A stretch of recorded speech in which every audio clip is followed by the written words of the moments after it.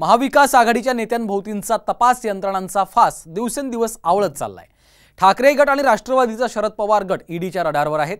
किशोरी पेडणेकर आणि रोहित पवारांनी ईडीनं समन्स बजावलंय। जे भाजप किंवा शिंदे गटात गेले नाहीत त्यांच्यावर जाणीवपूर्वक कारवाई केली जात असल्याचा आरोप विरोधकांनी केलाय। पाहूयात हा रिपोर्ट।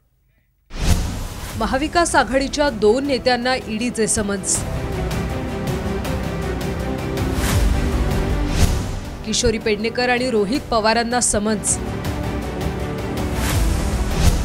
महाविकास आघाडीच्या नेत्यांभोवतीचा ईडीचा फास आवळला।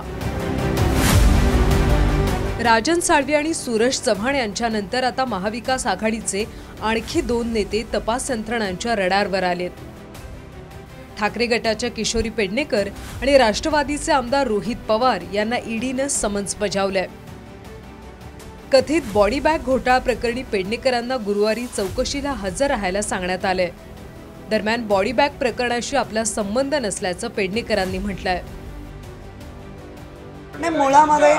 मुळामध्ये कोविड बॅगशी माझा काडीचा संबंध नाही। मी कुठलाही गुन्हा इतक्या नीच पद्धतीचा मी गुन्हा केला नाही, करणार नाही। ते माझ्यावरती माझ्या आईवडिलांनी, माझ्या बाळासाहेबांनी माझ्यावरती संस्कार दिलेले नाही। मृत कोरोना रुग्णांसाठीच्या बॉडी बॅग खरेदीत घोटाळा झाल्याचा आरोप आहे।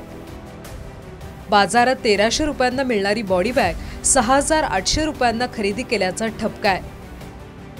पेडणेकर महापौर असताना त्यांनी स्वतःच्याच वेदांत इन्फोटेक कंपनीला कंत्राट दिल्याचा आरोप आहे। मुंबई पोलिसांच्या चौकशीत कंत्राटासाठी पेडणेकरांनी महापालिका अधिकाऱ्यांवर दबाव टाकल्याचा ठपका आहे।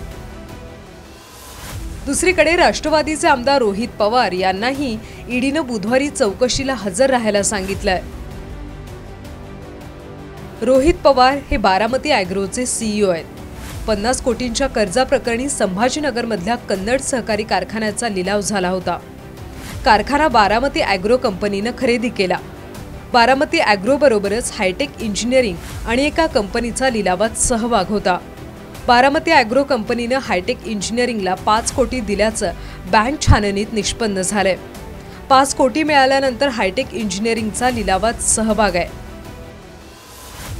बारामती ॲग्रोनं भांडवलाच्या नावाखाली बँकांकडून पैसे घेऊन लिलावात वापरल्याचा ईडीचा आरोप आहे। यावर राष्ट्रवादीचे अध्यक्ष शरद पवारांनी काय प्रतिक्रिया दिली आहे ती पाहूयात। रोहित पवारांना नोटीस आली। समन्स आले, ईडीचं समन्स आले रोहित पवारांना। याचे आधी रोहित पवारांना नोटीस आली पुन्हा आज आली।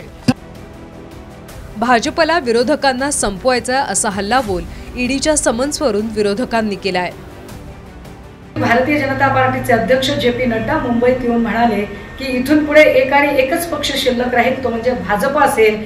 याचा अर्थ असा की भाजपाला प्रश्न विचारणारा विरोधी पक्ष नको आहे। हे राजकारण म्हणजे अगर तू मेरी नहीं हो सकती तो किसी और की नहीं हो सकती या न्यायाने हे राजकारण चालू आहे। भाजप व्यतिरिक्त इतर कुठे राहिला तर आम्ही तुमचं सामाजिक आणि राजकीय आयुष्य संपवून टाकू।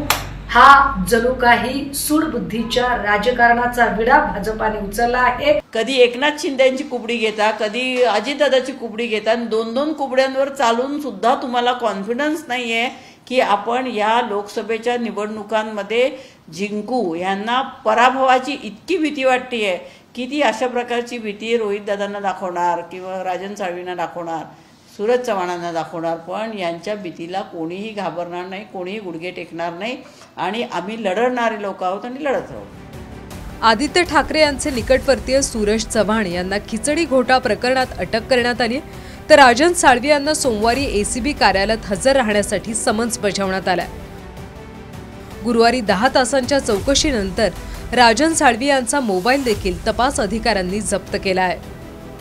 त्याच वेळेला सांगितलेलं की मी चुकीचं न केल्यामुळे मी चौकशीला सामोरं जाणार। पोलिसांनी यावं, अटक करावं, घेऊन जावं, पण कोणताही मी अटकपूर्व जामीन घेणार नाही ही भूमिका मी स्पष्ट केलेली आहे। आता माझा जो फोन आहे तो त्यांनी ताब्यामध्ये काल घेतलेला आहे। मी त्यांना विनंती केली की फोन ही काळाची गरज आहे कम्युनिकेशनसाठी, तर कृपया करून घेऊ नये, पण तरी त्यांनी तो माझा मोबाईल ताब्यामध्ये घेतलेला आहे। एकंदरीतच ठाकरे गट आणि राष्ट्रवादीच्या शरद पवार गटाभोवती ईडी आणि तपास यंत्रणांनी फास आवळायला सुरुवात केली आहे. निवडणुकीच्या तोंडावर सुरू असलेल्या या कारवाईमुळे राजकीय षडयंत्र असल्याचा आरोप होतोय. ब्युरो रिपोर्ट, साम टीव्ही न्यूज.